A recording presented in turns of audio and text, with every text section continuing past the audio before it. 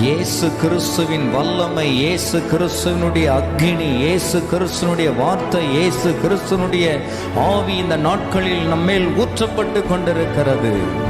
வேதம் சொல்லுகிறது, நீ எருசலேம் நகரம் எங்கும் உருவ போய் அதற்குள்ளே செய்யப்படுகிற சகல அருவருப்புகளின் நிமித்தம் பெருமூச்சு விட்டு அழுகிறவர்களுடைய மனுஷருடைய நெற்றிகளில் அடையாளம் போடு. இன்றைக்கு ஆண்டவருடைய கரம் நமக்கு நேராய் நீட்டப்பட்டு கொண்டிருக்கிறது. நான் தேசத்தை அழிக்காதபடிக்கு திறப்பிலே நிற்கவும் சுவரை அடைக்கவும் தக்கதாய் ஒரு மனுஷனை தேடுகிறேன். இந்த சத்தம் கேட்கிற நீயே அந்த மனுஷன், இந்த சத்தம் கேட்கிற நீயே அந்த மனுஷி.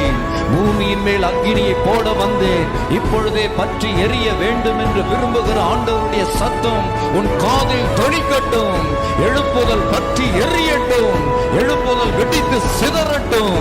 ஒவ்வொரு கிறிஸ்தவனும் ஜெபம் பண்ணும்படி முழங்காலிலே மணிக்கணக்காக நிற்கிற ஒரு எழுப்புதல் தேசத்தின் மீது ஊற்றப்படட்டும்.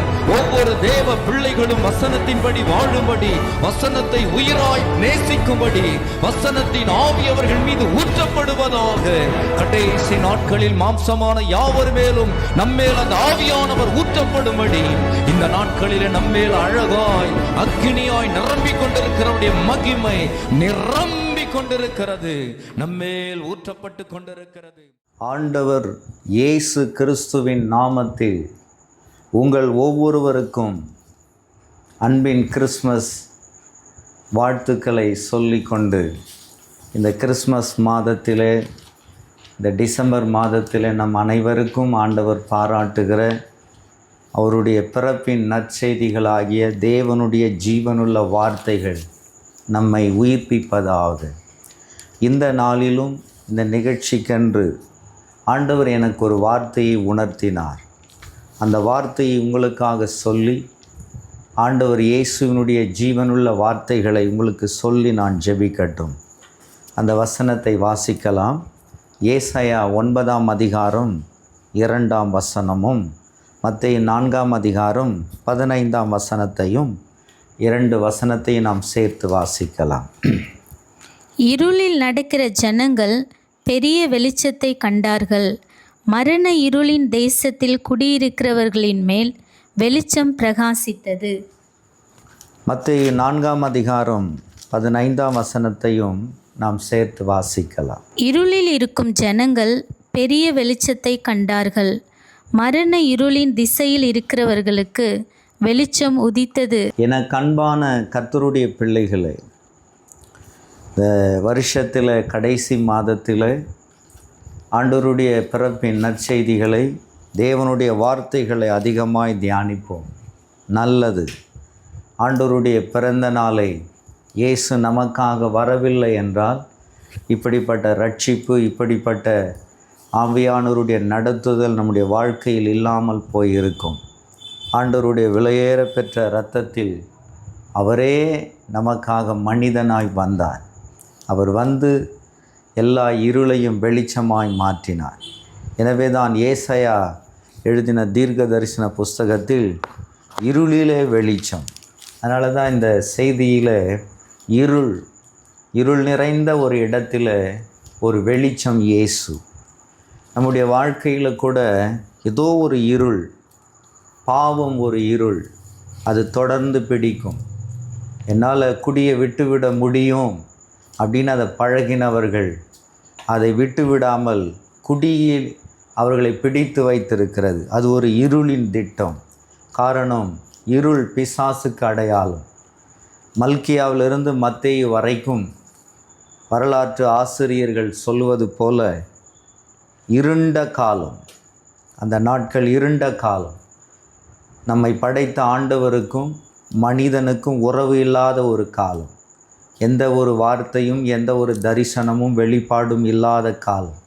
அதன் பிறகுதான் மரண இருளின் திசையில் இருக்கிற நமக்கெல்லாம் இயேசு என்கிற அந்த வெளிச்சம் இறங்கி வந்தது. அந்த வெளிச்சம், அந்த இருள் வெளிச்சத்தை மேற்கொள்ளவில்லை. அந்த ஒரு கிருபை. ஆனாலும் நம்முடைய வாழ்க்கையில் எத்தனையோ விதமான இருள்கள் இருக்கிறது. யோசித்து பாருங்கள். வேதம் கூட நிறைய இருளை குறித்து பேசுகிறது. அதில் மரண இருளை குறித்து வேதம் சொல்லுகிறது. யோபு 16ஆம் அதிகாரம் 16ஆம் வசனத்தையும், யோபு 24ஆம் அதிகாரம் 17ஆம் வசனத்தையும், சங்கீதம் 23ஆம் சங்கீதம் 4ஆம் வசனத்தையும், இன்னும் சங்கீதம் 44:8 கூட, சங்கீதம் 107:11 கூட நீங்கள் வாசித்து பாருங்கள். மரண இருளின் திசையில் நாம் இருந்தோம். இயேசு என்கிற ஒரு வெளிச்சம் வருவதற்கு முன்பதாய் மரண இருள், மரணத்துக்கு பிறகு என்ன யாருக்கும் தெரியாது, இருளாக இருந்தது. என கண்பானவர்களே, ஏதோ ஒரு மரண இருளில் கூட நீ இருக்கலாம். வியாதி என்கிற மரண இருள், இனி நீ பிழைக்க மாட்டாய் என்று டாக்டர்கள் சொல்லுவதன் நிமித்தம் மரண இருள் உன்னை தொற்றிக் கொண்டிருக்கலாம். இந்த கடனை தீர்க்க இந்த ஜென்மத்தில் எனக்கு வல்லமை இல்லை, வருமானம் இல்லை, எனக்கு அந்த சூழல் இல்லை என்று ஒருவேளை நீ ஒரு மரண இருளிலே தற்கொலை ஆவிகளால் நிரப்பப்படலாம். ஆண்டவர் உனக்கு தான் இந்த வார்த்தையை பேசுகிறார். ஏதோ ஒரு மனிதன் உன்னை பகைத்து உனக்கு பிரச்சனையை உண்டாக்கி உன் மேலே கேஸு கொடுத்து கோர்ட்டும் கையுமாய் உன்னை அலைய வைக்கலாம். ஒரு இருள் மாத்திரமல்ல, ஏதோ ஒரு இருள், திருமண தடை, குழந்தை பாக்கியமின்மை, பிள்ளைகளுடைய படிப்பு, எதிர்காலம், ஏதோ ஒரு இருளிலே சிக்கொண்டது போல, ஐயோ இனி இந்த வாழ்க்கையில் எனக்கு வேறு என்ன இருக்க போகிறது, இருள். நிறைய பேர் தவறான தற்கொலை எண்ணங்களுக்கு நேராய் இந்த பாவத்தின் நிமித்தம், குற்ற மனசாட்சி நிமித்தம் நான் வாழ்வதை விட சாகிறது நலம் என்று இருளிலே கட்டப்பட்டு விடுகிறார்கள். எப்படிப்பட்ட அது இருளாக இருந்தாலும் இந்த நிகழ்ச்சியை பார்க்கிற நீங்கள் ஏதோ ஒரு இருளிலே கட்டப்பட்டிருக்கலாம். நான் ஆவிக்குரியவன், நான் ரட்சிக்கப்பட்டிருக்கிறேன், இயேசு எனக்கு தெரியும் என்றெல்லாம் சொல்லி கொண்டிருந்தோம். ஏதோ ஒரு குறிப்பிட்ட பாவம் உன்னை ஜெயிக்கிறது என்றால் நீயும் இருளிலே இருக்கிறாய். அதனால் பெயர் கிறிஸ்தவம், பண்டிகை கிறிஸ்தவம், இந்த பஜனை கிறிஸ்தவம், அல்லது ஏதோ ஒரு மனுஷர்களுக்கு முன்னாடி புகழ்ச்சியை, அலங்காரங்களை, ஆடம்பரங்களை பண்ணுகிற கிறிஸ்தவம் ஒரு நாளும் வெளிச்சத்தின் கிறிஸ்தவம் அல்ல.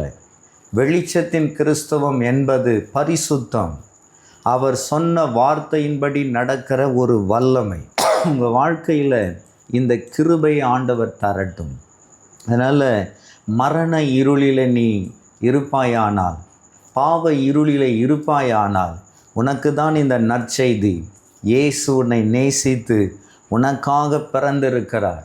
உன்னை இந்த இருளில் இருந்து மீட்க, உனக்கு ஒரு வெளிச்சமாய் உன்மேல் உதிக்க இந்த நாட்களை நீங்கள் பயன்படுத்தி கொள்ளணும்.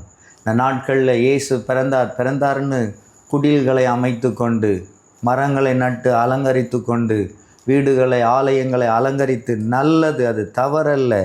இந்த மாதிரி நாட்களில் சுத்திகரித்து வீட்டையும் நம்முடைய ஆலயங்களையும் சுத்திகரிப்பது தவறல்ல.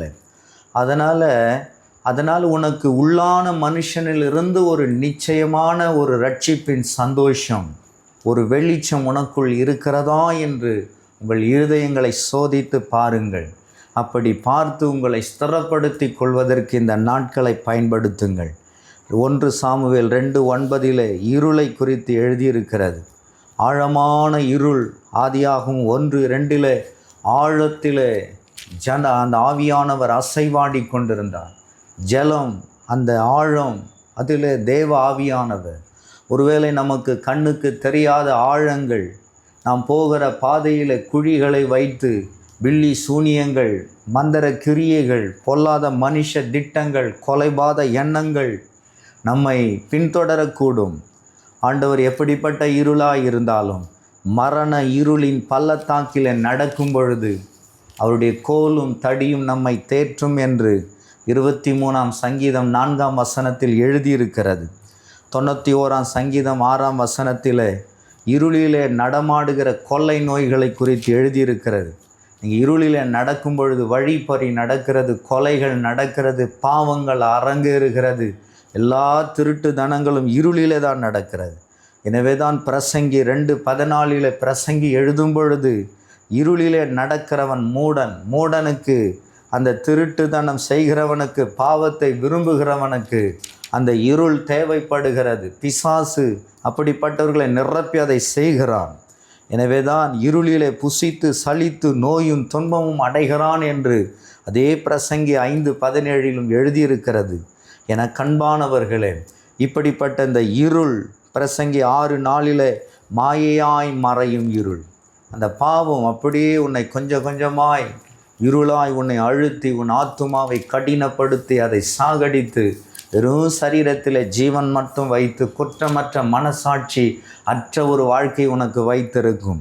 அது ஒரு மாயையான இந்த உலக சிற்றின்பங்களை உனக்கு முன்பதாய் காண்பித்து அப்படியே அந்த இருள் உன்னை ஜெயித்து கொண்டிருக்கும். ஏதோ ஒரு சினிமாவை பார்க்கும் பொழுது ஒரு 3 மணி நேரம் ஏதோ ஒரு வெளிச்சத்தில் சந்தோஷமாக இருக்கிறதை போல நீங்கள் அதை விட்டு நீங்கள் கடந்து வந்தால் உடனே ஒரு இருள், ஒரு மாயையான தோற்றம், அதில் ஒன்றுமே இல்லை. ஒரு பாவம், ஒரு குடி, ஒரு போதையில் இருக்கும்போது அந்த இருள் அவர்களை அழுத்தி மாயையாய் அவர்களை ஏமாற்றுகிறது. அடுத்தடுத்து அவங்க சரீரம் தேவனுடைய ஆலயமாக இருக்கிறதை பிசாசு அறிந்துதான் அந்த சரீரத்தை கெடுக்கிறான். என கண்பானவர்களை, ஏதோ ஒரு இருளில் நீங்கள் இருக்கலாம். வேதம் சொல்லுகிறது, ஆண்டவர் இயேசு கிறிஸ்து சொன்ன இருள் மத்தேயு 8:12 வாசிக்கும் பொழுது, புறம்பான இருள், அங்கு அழுகையும் பற்கடிப்பும் இருக்கும். நரகத்திலே இருள் இருக்கிறது. அந்த இருளில் தள்ளப்படுவார்கள். அந்த இடத்துல புறம்பான இருள், ஒரு காரிருள் இருக்கும். என கண்பானவர்களே, இந்நாட்களிலே துரோகங்கள், சகோதரனுக்கு சகோதரன் துரோகம், சகோதரிக்கு சகோதரி துரோகம், பெற்றவர்களுக்கு பிள்ளைகள் துரோகம், பிள்ளைகளுக்கு பெற்றவர்கள் துரோகம், உடன் பிறந்த சிநேகிதங்கள் துரோகம், நண்பர்களால் துரோகம்.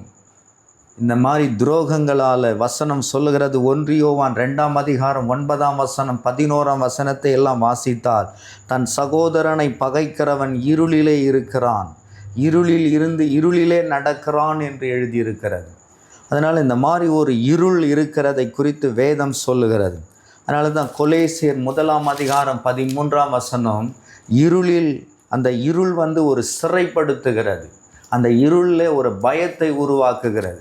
அந்த பயம் ஒரு தற்கொலை எண்ணங்களை உண்டாக்குகிறது. பயம் தொடர்ந்து உங்களுடைய வாழ்க்கையை சிதைத்து கொண்டிருக்கிறது.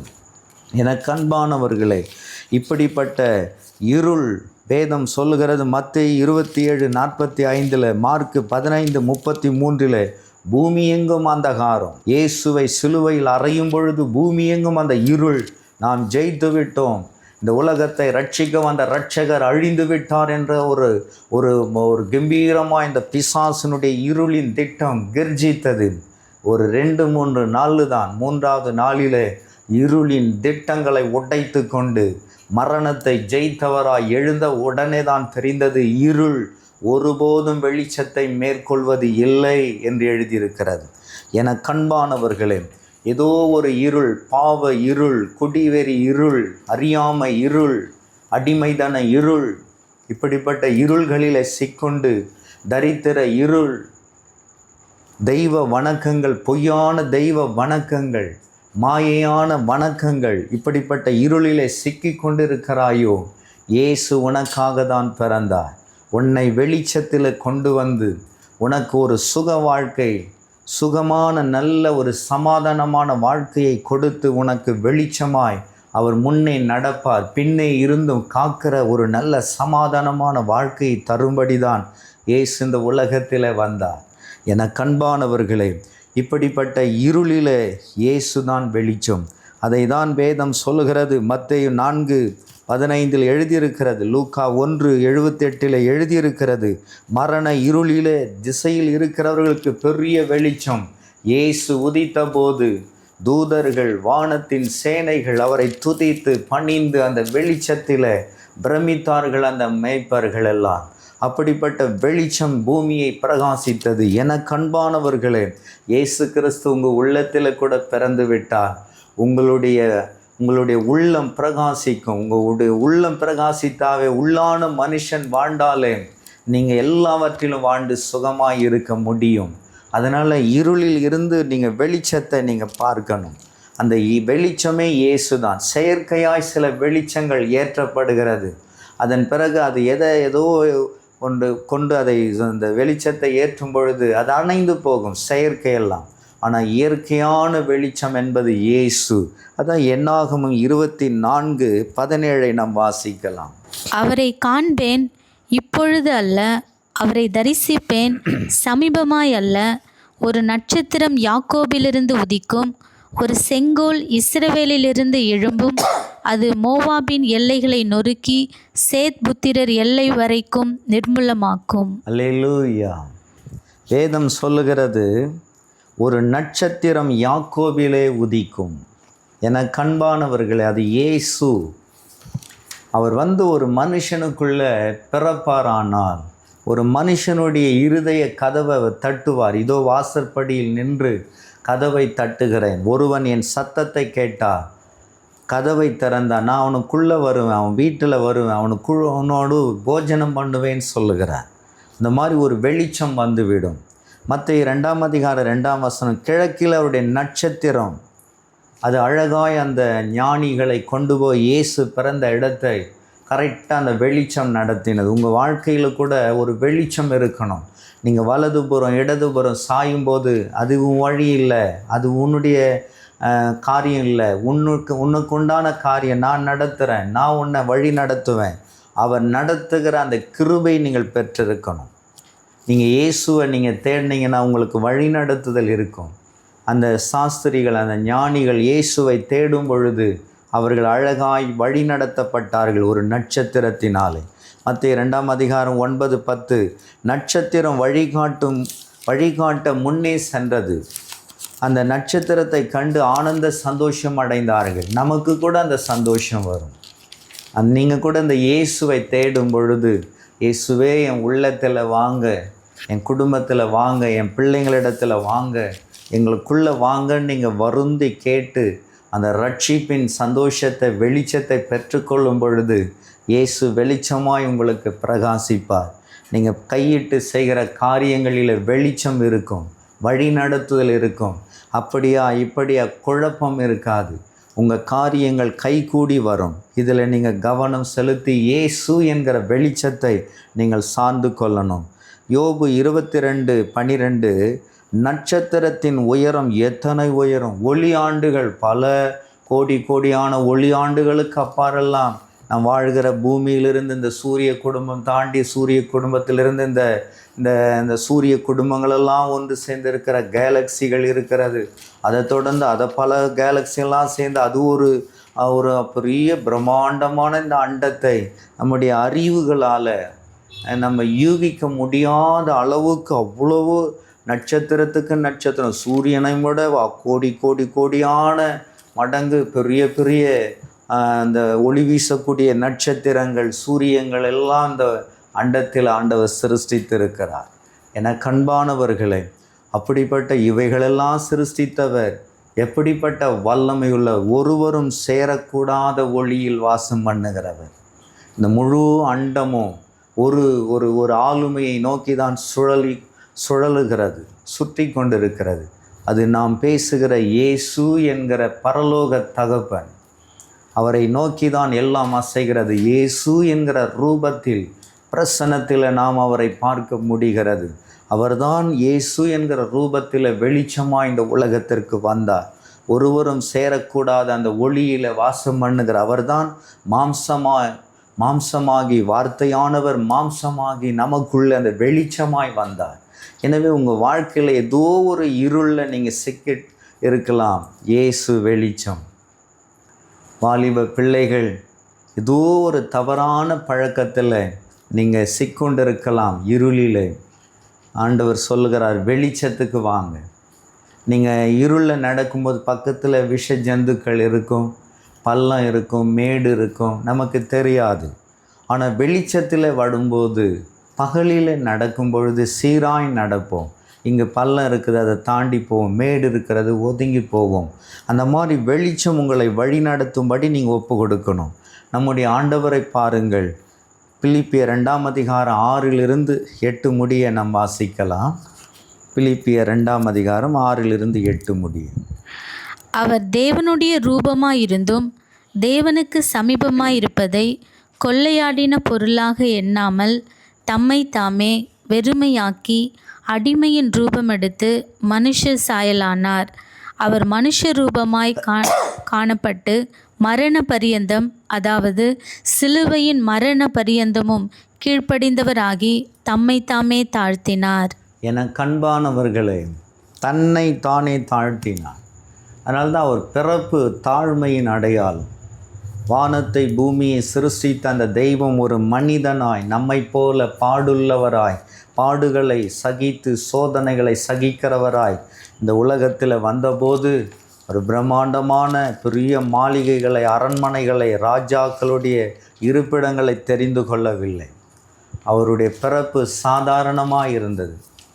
அவர் பிறந்து ஒரு மாட்டு தொழுவத்தில் தான் கிடத்தப்பட்டார். என கண்பானவர்களே, அந்த தாழ்மையுள்ள தெய்வம் உன்னிடத்திலும் என்னிடத்திலும் பிறப்பாரானால் இயேசுவின் மனத்தாழ்மை நமக்குள்ளும் வரும். நான் சாந்தமும் மனத்தாழ்மையுமாய் இருக்கிறேன் என்று இயேசுவே சொல்லியிருக்கிறார். என கண்பானவர்களே, அந்த மாதிரி ஒரு மனத்தாழ்மையை கிறிஸ்மஸ் நாட்களில் நாம் தரித்து கொள்ளணும். நம்மை போல பிறரை நேசிக்கணும். உன்னிடத்தில் நீ அன்பு கூறுவது போல பிறரிடத்திலும் அன்பு கூறுவாயாக என்கிற ராஜரீக கற்பனையை நாம் நிறைவேற்றும் பொழுது முழு வேதாகமத்தையும் கை கொள்ளுகிறோம். அதற்கு இயேசுவை நாம் பின்பற்றுவது மிகவும் அவசியம்.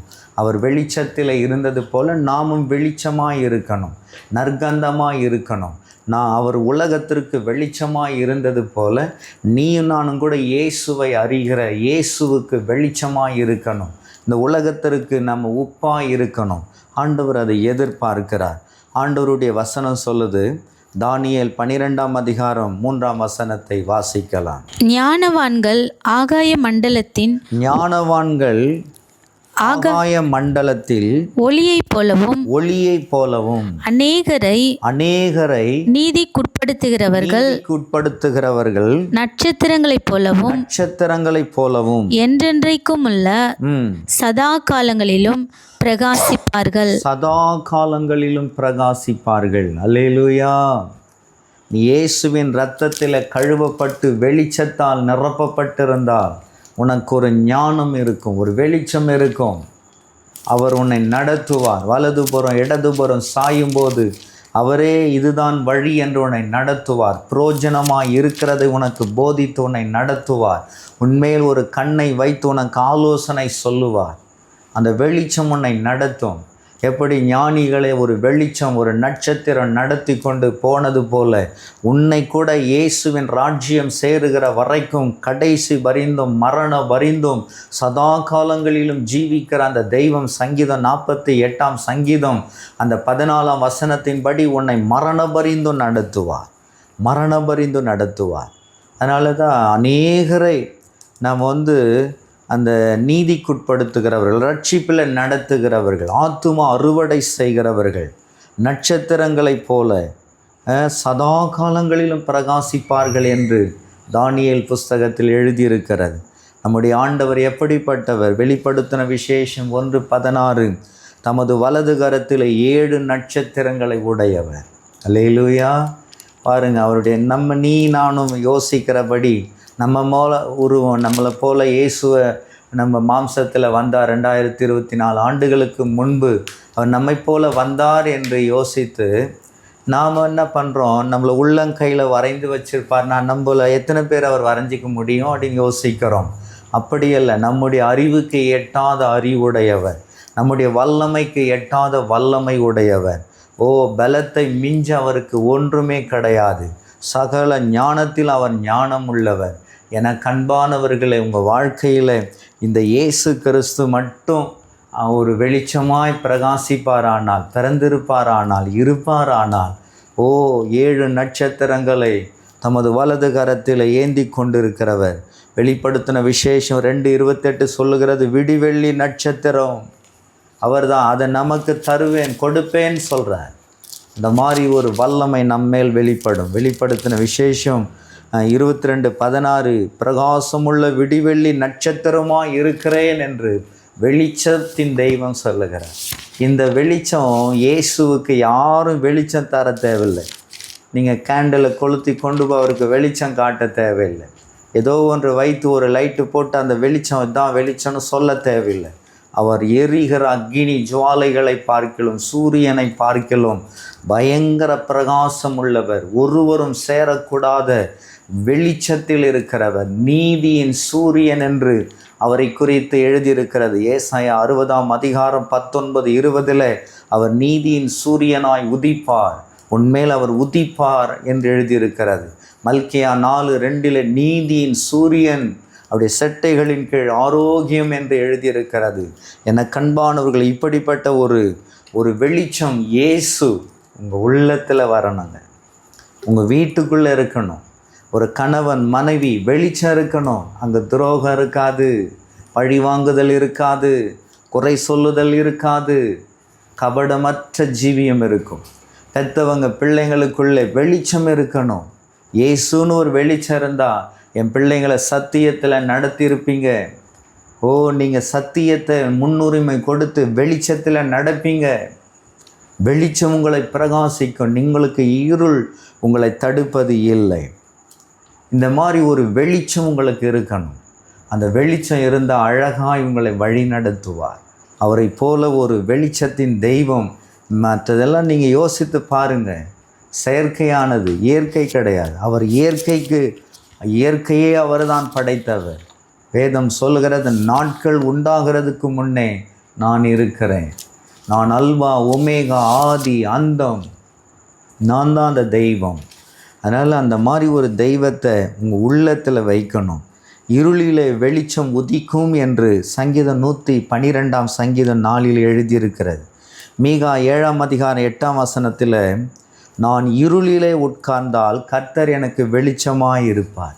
ஏதோ ஒரு இருளில் இருக்கிறீங்கள, பாவ இருள், குடிவெறி இருள், அறியாமை இருள், தரித்திர இருள், வியாதி இருள், பில்லி சூனிய இருள், பிசாசின் இருள், கார் இருளில் இருக்கிறீங்களா? இயேசு உன்மேல் உதிப்பார். ஒரு சின்ன விலைக்கரையந்தான்.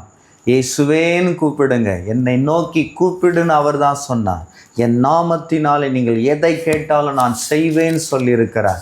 எதை கேட்டான்னா உனக்கு சித்தமானது தருவார், இன்னொருத்தருக்கு சித்தமானதெல்லாம் உனக்கு தர மாட்டார். தவறாய் புரிந்து கொள்ளக்கூடாது. ஆவியானவருடைய துணையோடு அந்த வசனத்தின் ஆழ அகலங்களை நீங்கள் அறிந்து கொண்டு நீங்கள் கேட்கணும். என் மேலே பரலோகத்தின் திட்டம் என்ன, என்னுடைய குடும்பம் என்ன, என் பிள்ளைகள் என்ன, என்னை குறித்து தேவ திட்டம் என்ன, எனக்கு வெளிப்படுங்க ஆண்டவரே நீங்கள் சொல்லும் பொழுது ஆண்டவர் அழகாய் உங்களை நடத்துவார். நீங்கள் உட்கார்ற இடம், ஒருவேளை நீங்கள் வசிக்கிற இடம் ஏதோ ஒரு காரிருளாக இருக்கலாம். உன் கணவர் குடியில் கட்டப்பட்டவராய் ஒரு இருளில் கட்டப்பட்டிருக்கலாம், ஏதோ ஒரு பாவத்தில் கட்டப்பட்டிருக்கலாம். கணவன் மனைவிக்குள்ளே இருளின் ஆவி கிரியை செய்யலாம். சந்தேகங்கள், தற்கொலைகள், தரித்திரங்கள், ஒருவரை ஒருவர் பகைக்கிறது, குறை சொல்வது, குற்றப்படுத்துவது, இப்படியெல்லாம் ஒரு இருளில் நீங்கள் சிக்கிட்டு இருந்தாலும் ஆண்டவர் இயேசு வெளிச்சம். அவர் வரும்பொழுது எப்பேற்பட்ட மரண இருளாய் இருந்தாலும் கர்த்தர் உடைப்பார். தீர்க்க முடியாத வியாதிகளை இயேசுவின் வெளிச்சம் தீர்க்கும். நீங்கள் அநேகர் சொல்கிற சாட்சி, ஒரு வெளிச்சம் அவர்கள் மேலே பிரகாசிக்கும். அவ்வளோதான், அந்த கட்டுகள் இருள்களெல்லாம் உடைந்து விடும். இயேசுவுக்கு முன்பதாக, அவருடைய வெளிச்சத்துக்கு முன்பதாய் இருள் ஒருபோதும் அது ஜெயிப்பதே கிடையாது. வேதம் சொல்கிறது, யோவான் 1:5 ஒளி இருளிலே பிரகாசிக்குது. எங்கெங்கெல்லாம் பாவம் பெருகுது அங்கே கிருபை பெறுகிறது. எங்கெங்கெல்லாம் ஒரு பள்ளங்களோ அது நிரப்பப்படும், எங்கெல்லாம் குன்றுகளோ தடைகளோ அங்கெல்லாம் அது சமமாக்கப்படும். வாழ்க்கையில் அந்த மாதிரி ஒரு கிருபை இருக்கட்டும். இயேசுவை நீங்கள் எந்த இடத்திலும் கொண்டு போகலாம். நீங்கள் வேலை செய்கிற இடத்துல, படிக்கிற இடத்துல, உங்கள் பிஸ்னஸில், உங்கள் வியாபாரத்தில், உங்கள் விவசாயம் செய்கிற இடத்துல, நீங்கள் ஆடு மாடு மேய்க்கிற ஒரு கூலி வேலை செய்கிறவர்களாக இருந்தால் அங்கே இயேசுவை கொண்டு போகலாம். அங்கே கர்த்தர் உங்களை வழி நடத்துவார், வெளிச்சமாய் நடத்துவார். பகலிலே இல்லை, இருளிலே கூட அவர் நடத்துவார். அவருடைய வல்லமை குறுகி போவது இல்லை. ஒரு முறை என்னுடைய ஊழிய வாழ்க்கையில் ஒரு இரவு ஜெபம் முடித்து, நல்ல ஒரு காரிருள், அமாவாசை இருளில் ஒரு ஜெபம் ஒழுங்கு செய்யப்பட்டிருந்தது. அதன் பிறகு அந்த நடு இரவில் ஒரு 2 மணிக்கு செய்தியெல்லாம் முடித்து கொண்டு ஒரு 2:30 மணிக்கு நான் அங்கேருந்து என்னுடைய ஸ்கூட்டரில் 2 வீலரில் நான் கடந்து வந்தேன். அப்போ ஷார்ட்டாக ஒரு வழியை ஒரு ஐயா சொன்னார். அவருடைய பேச்சு கேட்டு நானும் ஷார்ட்டாக ஒரு வழிக்கு வந்தேன். அப்படி வந்தால் அது கொஞ்சம் கொஞ்சமாக வழி பாதையிலிருந்து ஒரு சின்ன பாதையாக ஒரு விறப்பு ஒரு நிலத்தில் ஒரு சவுக்கு தோப்புக்குள்ளே என்னை கொண்டு போய் விட்டது. அதன் பிறகு எனக்கு ஒன்றும் புரியவில்லை. அதன் பிறகு அப்படியே அந்த இடத்துல அந்த நடு இரவில் கரெக்டாக ஒரு 2:30 மணிலேருந்து 3 மணிக்குள்ளே அந்த அமாவாசை இருட்டில் எனக்கு ஒரு வழியும் தெரியாமல் இனி எங்கே போகிறோம், எங்கே வரோம், எந்த பக்கம் நிற்கிறோம், இந்த சவுக்கு தோப்பில் வந்து நின்றுமே, என்னடா இந்த இருளில் வந்து மாட்டிட்டுனேன்னு அப்படியே ஆண்டவர் சமூகத்தில், ஆண்டவரே நான் இப்படி வந்து நிற்கிறேன், நான் வீட்டுக்கு போகணும், என்னை வழி நடத்துங்க ஏசப்பா அப்படின்னு ஒரு ஜெபம் பண்ணேன். அவ்வளோதான். எனக்குள்ள ஒரு உணர்வினால் கர்த்தர் பேச ஆரம்பித்தார். நீ இப்பொழுது வலது பக்கம் திரும்பு, நீ இப்படி திரும்பு. அப்படியே அழகாக அந்த வழி நடத்துதல் வர வர அதன் பிறகு நான் பார்த்தேன், அழகாய் என்னை வழி நடத்தின அந்த தெய்வம் அழகாய் அந்த கிராமங்கள் பக்கத்துலலாம் கொண்டு வந்து வீட்டுக்கு அழகாய் என்னை எனக்கு தெரிந்த வழியில் கொண்டு வந்து இரவில் சரியான பாதையில் நடத்தினார். எத்தனையோ வழி நடத்துதலை என் வாழ்க்கையில் அவர் நடத்தி இருக்கிறார். வெளிச்சமாக இருந்திருக்கிறார். உங்கள் வாழ்க்கையில் கூட இந்த இயேசு என்கிற வெளிச்சம் இருப்பாரானால் உங்களையும் அவர் வழி நடத்துவார். வேதம் சொல்கிறது, யோவான் 8ஆம் அதிகாரம் 12ஐயும், யோவான் 9ஆம் அதிகாரம் 5ஆம் வசனத்தையும், 1 யோவான் 1ஆம் அதிகாரம் 5ஆம் வசனத்தையும் வாசித்தால், நான் உலகத்திற்கு வெளிச்சமாக இருக்கிறேன். இயேசுவுக்குள் ஒரு மனிதன் இருந்தால் அவன் வெளிச்சமாக இருப்பான். அவன் சிந்தையில் வெளிச்சம் இருக்கும், அவன் பார்வையில் வெளிச்சம் இருக்கும், அவன் வார்த்தையில் வெளிச்சம் இருக்கும், அவன் இருதயத்தில் வெளிச்சம் இருக்கும், ஒரு தெளிவு இருக்கும், அவன் செய்வது வாய்க்கும், அவன் திட்டங்கள் நடக்கும், அவன் யூகிப்பான், அது செய்யப்படும். ஏனென்றால் வெளிச்சத்தின் தேவன் அவரோடு இருப்பார். கர்த்தருடைய வல்லமையுள்ள வார்த்தை உங்களுக்கு நேராய் வருகிறது. ஏதோ ஒரு இருள், ஏதோ ஒரு கட்டுகள், இருளின் திட்டங்களில் சிக்கொண்டு இருக்கிற உனக்கு ஒரு தேவை, ஒரு வெளிச்சம்தான். இந்த வெளிச்சம் வந்தால் ஒரு சமாதானம் வரும், ஒரு இணக்கம் வரும், இந்த வியாதி உன்னை விட்டு விலகும், இந்த பில்லி சூனியங்கள் மறையும், கர்த்தர் உன்னை அழகாய் நடத்துவார். எனவே இந்த கிறிஸ்துவின் சிந்தையை நாம் ஆயுதமாய் தரித்து கொண்டு வெளிச்சத்தின் பிள்ளைகளாய் நடப்போம். கர்த்தர் உங்களை ஆசீர்வதிப்பார். உங்களுக்காக நான் ஜெபிக்கட்டுமா? ஏதோ ஒரு இருளில் நான் இருக்கிறேயா, அந்த பில்லி சூன்யத்தில் பாதிக்கப்பட்டு இருக்கிறேன், இந்த வியாதியில் பாதிக்கப்பட்டு இருக்கிறேன், நெடுநாளாக இந்த நஷ்டத்தில், வியாபாரம் நஷ்டமாக இருக்கிறது, எனக்கு இந்த நான் கையிட்டு செய்த இந்த வேலைகள் நஷ்டமாய் போய்விட்டது, என் மிருக ஜீவன்கள் பாதிக்கப்படுகிறது, என்னுடைய சுதந்திரங்கள் ஏமாற்றப்படுகிறது, என் சொத்து சுதந்திரங்கள் எனக்கு ஏமாற்றப்பட்டிருக்கிறது, எனக்கு இந்த வீடு வர வேணும், அந்த வீடு வரவில்லை, இந்த நிலத்தை விற்க முடியவில்லை, ஏதோ ஒரு இருள் தடுக்கிறது, கடனில் சிக்கி தொடர்ந்து கடனை வாங்குகிற சூழலை உருவாக்கி பிசாசு உன்னோடு யுத்தம் பண்ணுகிறது. ஆனாலும் ஆண்டவர் சொல்லுகிறார், நான் வெளிச்சம், நான் உனக்கு வெளிச்சம், நான் உன்மேல் உதிப்பேன், உன் துக்க நாட்களெல்லாம் முடியும், உன் துக்க நாட்களை முடிய பண்ணுவார். அதற்காக தான் இந்த நிகழ்ச்சியில் இயேசு வெளிச்சமாய் உன்னோடு பேசுகிறார். நான் ஜெபிக்கிறேன். ஆண்டவர் உங்களை ஆசீர்வதிக்க போகிறார். உங்கள் மேலே ஒரு வெளிச்சத்தை வைக்க போகிறார். விசுவாசியுங்கள். இயேசு கிறிஸ்து நம்மில் ஒருவருக்கும் தூரமானவர் அல்ல. நாம் ஜெபிக்கலாம்.